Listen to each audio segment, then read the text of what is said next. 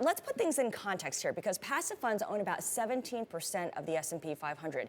And given the concentration of assets between Vanguard and BlackRock, it means they're the top 2 or 3 owners of most S&P 500 companies at a range of 4 to 8% of shares outstanding. Tell us why this would be enough to raise the FTC's concerns.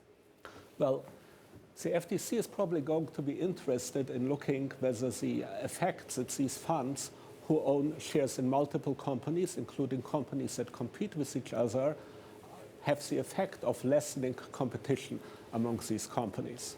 Now, when it comes to evidence that increased common ownership of competing firms changes corporate behavior, there was a study done a couple years ago on how airline fares were higher because of common ownership from different big funds.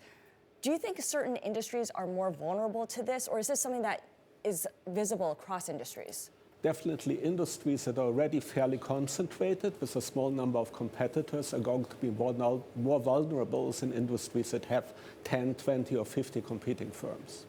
Now, we're looking here at the top shareholders of American Airlines. If you look at it, Vanguard owns about 10%, just under 10%. It's the 3rd largest shareholder. BlackRock, by the way, isn't even in the top 5.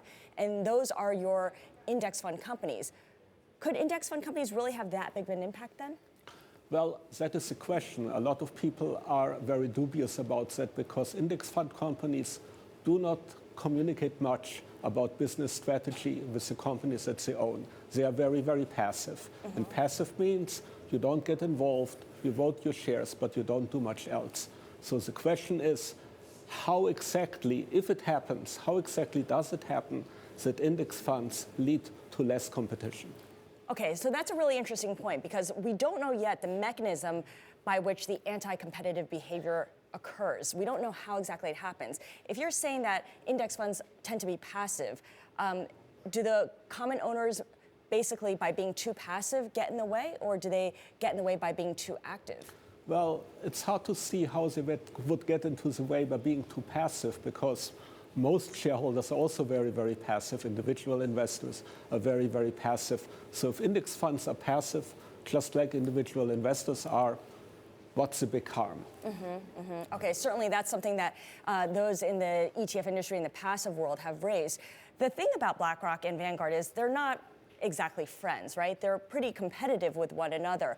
Is there reason for the FTC to think that they would be working with each other, actively working with each other, when they tend to be passive as it is as shareholders? Well, for one, there is a big difference between Vanguard and BlackRock. Both are very, very big in index funds, but BlackRock also is very, very big in active funds. Well, Vanguard tends to be not big in active funds. They have a few active funds, but most of them are not managed by Vanguard, but by other companies, like PrimeCap that you had up on the screen before. Okay, good point. So, looking ahead, what's a good solution to this? You mentioned how Vanguard is both active and passive, along with BlackRock.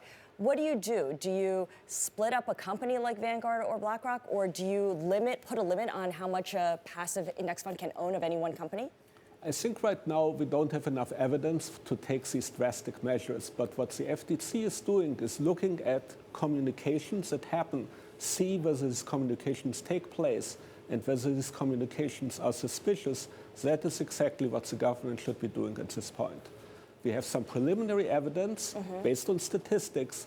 Now we want to see, is there a concrete evidence? Are you going to find a smoking gun when you're looking for it? Now, should the FTC also look into active mutual funds as part of this investigation? Definitely. Nobody has pinned this down to passive funds. Okay, right, because I'm thinking someone like Carl Icahn can be the biggest shareholder in companies that are in talks to merge. For instance, Xerox and HP. Certainly that would raise regulators' concerns as well. And so there's another big difference between Icahn and Vanguard. We talk as if Vanguard were a shareholder, but Vanguard actually doesn't own any shares. Their individual Vanguard funds own these shares, but these shares are really owned by people like you and me who are Vanguard investors. So why is it that Vanguard management would go out on a limb, do something that's possibly illegal, do something that would definitely hurt Vanguard's reputation if the beneficiaries are people like you and me who won't even know that Vanguard is doing that and won't even be grateful for Vanguard, but anybody who buys an index fund gets the same benefit?